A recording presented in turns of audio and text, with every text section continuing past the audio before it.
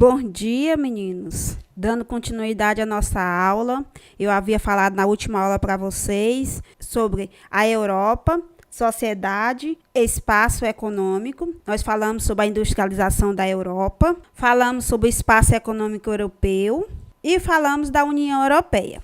Hoje nós vamos falar das principais economias da União Europeia. Nós vamos falar primeiramente da Alemanha. A segunda fase da Revolução Industrial foi liderada pelos Estados Unidos e a Alemanha. Nós vamos falar desse processo de industrialização alemão. Foi rápido. Em fins do século XIX, a Alemanha já havia ultrapassado o Reino Unido e a França, junto com os Estados Unidos, liderado os avanços para a segunda Revolução Industrial. Esse crescimento foi muito rápido, porque uma unificação política territorial, em 1871, a Alemanha se tornou não só um único Estado, um único mercado. Ou seja, houve também uma unificação econômica. As possibilidades de se acumular capitais aumentou com a instituição de uma moeda única e a padronização das leis. Isso fez com que a Alemanha se tornasse uma grande potência industrial e econômica. Isso decorreu da década de 1990. Foram investidos cerca de US$ 1 trilhão na reunificação da Alemanha. Isso elevou a dívida pública e as taxas de juros, mas já no início do século XXI, o país começava a sair da crise e com a ajuda dos sólidos valores culturais de sua população, de empresas competitivas, que suportaram as dificuldades e as venceram, tornando-se uma grande potência econômica. Você observa várias indústrias que se ergueu e se desenvolveu na Alemanha. Logo em seguida,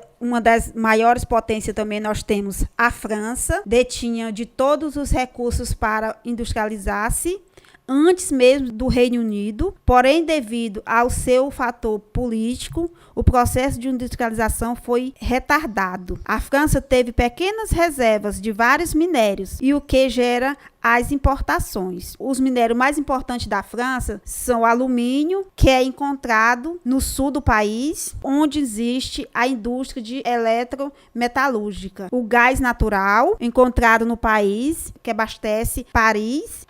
Nós falamos da França, também faz parte dessa principal economia europeia. O Reino Unido, 4 países, como a Inglaterra, o país de Gales, Escócia, ambos fazem parte da Grã-Bretanha. A Irlanda do Norte. Após a Segunda Guerra Mundial, o Reino Unido perdeu forças e quase foi à miséria. Porém, com a expulsão do morador do campo e a industrialização, passou a ser uma das maiores economias do continente. No ano de 2009, o Reino Unido foi considerado a 5ª maior economia mundial. O continente europeu tem vários conflitos. Eu cito aí alguns, como o da Chechênia, como o Balco, Irlanda. E a razão desses conflitos sempre é religiosas desse território, com esses conflitos. No livro de vocês, nós também temos a questão irlandesa, a questão basca, situada numa área geográfica peculiar. Os balcãs habitam tanto na região norte da Espanha, quanto a região sul da França. E agora vocês vão assistir um vídeo sobre o continente europeu. E também nós temos, nesse slide, nós temos também a correção da nossa atividade, da página 84 a 86, vocês confiram direitinho, se vocês responderam correto, e até a próxima aula. Temos que definir o que é a Europa. E acredite ou não, existiu e existe muito debate sobre isso, pois a Europa está conectada à Ásia, então a divisão do continente europeu e asiático é mais uma questão histórica e cultural. Inclusive, existe o termo Eurásia para designar os dois continentes juntos. As fronteiras mais aceitáveis são nos Montes Urais, que vão de norte a sul da Rússia, com uma pequena parte também no Cazaquistão, seguindo pelo rio Ural, que começa no sul da Rússia, passando por dentro do Cazaquistão, até o Mar Cáspio. No sudeste, a divisão fica no Monte Cáucaso, sendo isto a Europa. Com isso, temos o continente com 48 países independentes, sendo que 5 deles têm apenas partes de seus territórios na Europa, como é o caso da Rússia, Cazaquistão, Azerbaijão, Geórgia e Turquia. Além disso, iremos incluir nessa lista também países que geograficamente estão localizados na Ásia, porém são considerados europeus por suas culturas, sendo ele Armênia e Cipros. Com isso, teríamos 50 países. E uma união de todos esses países é quase impossível. Reino Unido, Espanha, Ucrânia e Rússia dificilmente aceitariam fazer parte do mesmo país. Mas por questão de curiosidade, como ele seria? Primeiro temos que pensar como isso poderia acontecer. Poderia ser de uma maneira mais agressiva, como é a expansão de alguns países que existe. E bem, isso já foi tentado antes. Um dos mais famosos foi a Alemanha nazista, que no comando do ditador Adolf Hitler planejava dominar toda ou quase toda a Europa. Sua campanha foi realmente impressionante, pois em alguns anos ele recuperou a Alemanha, que estava em uma grave crise por causa da Primeira Guerra Mundial e do Tratado de Versalhes, fez dela uma superpotência e em pouco tempo começou a dominar a Europa. Porém, Hitler não conseguiu seu objetivo, e hoje em dia uma dominação deste tipo é bem difícil de acontecer, pelo menos com as potências europeias. Então vamos fazer assim como no vídeo da América do Sul unificada, onde usamos um modo mais pacífico. Para isso, temos a União Europeia, que convenhamos é praticamente um país. Os cidadãos dos países que fazem parte da União Europeia podem entrar em outros países e ficar o tempo que desejar, até mesmo se mudar para lá sem dificuldades, como se eles estivessem apenas se mudando de estado. Além disso, a maioria dos países da União Europeia usam a mesma moeda, o euro. Eles têm um parlamento e já estão pensando em ter um presidente europeu e de criar um exército único, apesar de que muitos membros não gostaram muito dessa ideia não. E os países mais fortes da União Europeia também ajudam os mais fragilizados, Grécia, mas não ao nível de uma federação. E sim, os países continuam tendo uma boa liberdade e podem sair se quiserem, como foi o caso do Reino Unido, que no ano passado votou para deixar o bloco. Porém, nem todos os países da Europa fazem parte da União, como vocês podem ver neste mapa, sem falar que alguns países querem sair, como é o caso do Reino Unido.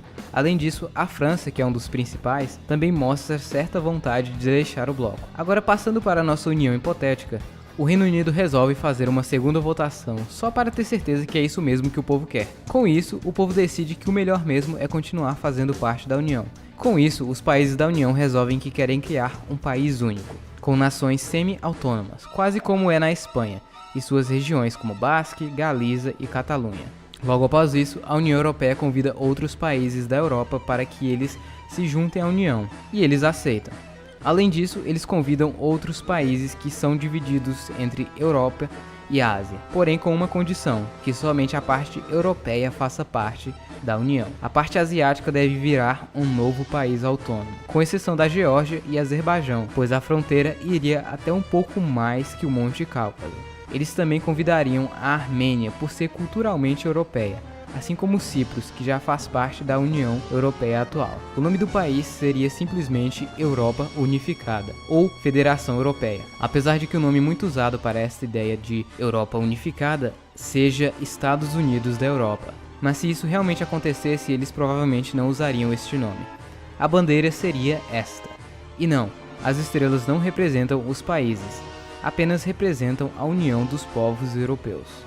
Com isso, teríamos um país com um território de 10.880.000 km², cerca de 6,9% da superfície terrestre, sendo este o segundo maior país do mundo, atrás apenas da Sibéria ou Rússia Asiática, tendo uma população de 739 milhões de pessoas, sendo o terceiro país mais populoso do mundo e com uma densidade demográfica de 72,9 pessoas por quilômetro quadrado, tendo pessoas de várias etnias diferentes.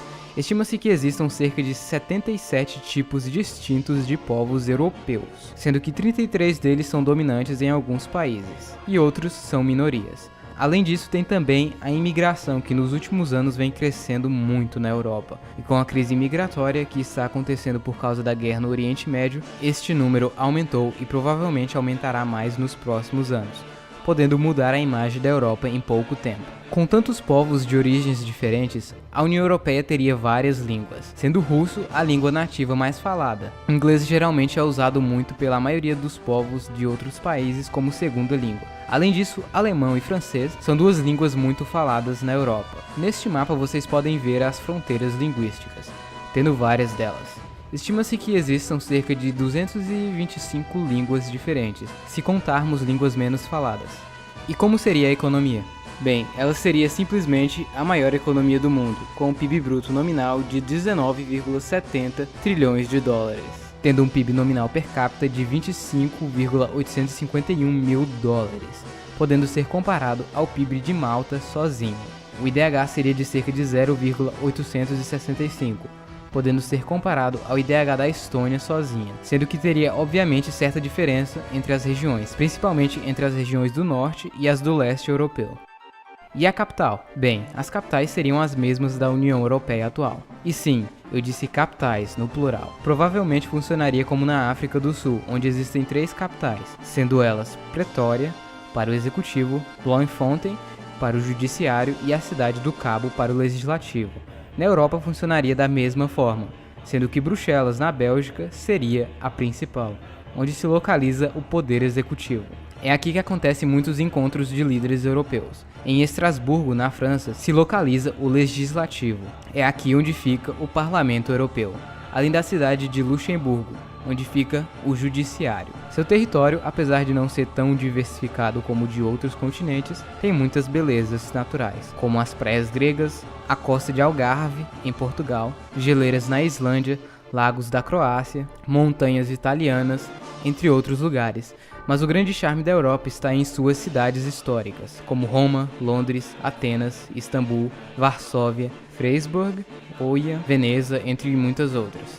E sobre o governo? Bem, os governos europeus são bem diferentes dependendo do país, tendo inclusive repúblicas e monarquias. De início, isso seria um enorme problema para a União, pois em muitos países como o Reino Unido, as pessoas amam a monarquia. E sim, existem britânicos que não apoiam o governo monarca, mas estima-se que mais de 2/3 dos britânicos apoiam com muita força esse tipo de governo. Isso seria um problema, pois outros países, como a França, já não curtem muito. Enfim, com base nos governos da região, a Europa provavelmente seria uma república parlamentarista, visto que a maioria dos países europeus adotam este modelo, e as monarquias também são parlamentares. Então, eles provavelmente escolheriam este tipo. E sobre as religiões? Bem, 72% dos europeus se consideram cristãos. 23% se consideram ateus ou agnósticos, 2% islâmicos e 3% de outras religiões. Lembrando que esses são dados de 2012. Em 2017 esses números podem estar um pouco diferentes, principalmente pela grande quantidade de refugiados vindos do Oriente Médio. E como seria o exército? Bem, não dá para saber exatamente sobre essa parte. Alguns países da Europa são bem militarizados, como o Reino Unido, França e Rússia. Além disso, outros países também têm bons exércitos, enquanto outros não investem tanto nesta área, como é o caso da Islândia. Mas fazendo alguns cálculos, podemos estimar que o país gastaria cerca de 2,5% de seu PIB nas forças armadas. Isso seria muito importante em um país tão grande e rico. Além disso, o país possuiria o maior contingente de armas nucleares do mundo, já que estaria incluído a Rússia, que já é o país com maior quantidade. Óbvio que nessa união a Rússia perde a maior parte de seu território, mas ainda assim continua com muitas ogivas. Além disso, teriam outros países europeus com armas nucleares, como Reino Unido e França. Então o país realmente seria uma grande força militar.